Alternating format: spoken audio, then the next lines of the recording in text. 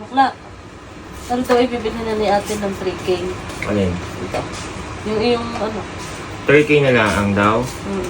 4K naman, bebe. 8,000 ang bili ko dyan. 3K na lang naman.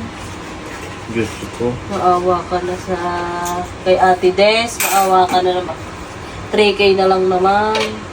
Bakla sa akin na lang, 2K. Yun na lang. Kung gusto mo. Ang galing ng katapang family magpalubog. Hindi ka naman pinapalubog. Hindi mo Pinalubog ang OA mo naman Hindi ang mo na- bakla. 8,000 naman guys ang bili ko doon. 4,000 na daw. Hindi mo naman gagamitin na. 3K na lang naman.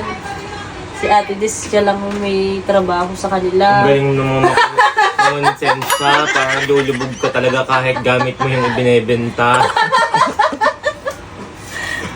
Dali na, 3K na lang. Masisira lang naman yan.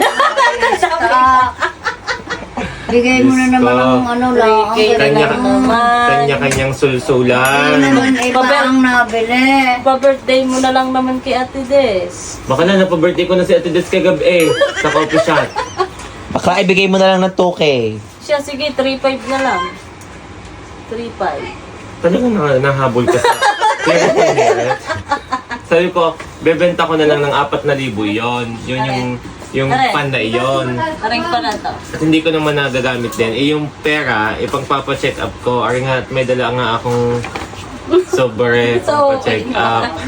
Ang okay mo? Ayun. Papacheck up daw niya, guys. Sa inyo ang sobre kung anong pangalan. Sorry. Doris.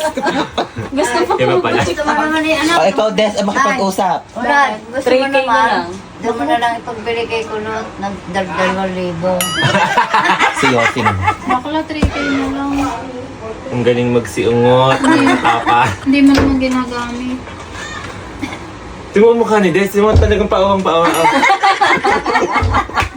Talagang pag tiningnan mo ang mukha ni Des, lulubog ka sa hiya. Mag-birthday ako. Mag-birthday ako, bawasan mo na yan. Maawa ka na sa ginagamit kong electric fan. 3.5 na laang. 3K na lang naman. Ah, wala. Mangutang ka na ako ng pambayad.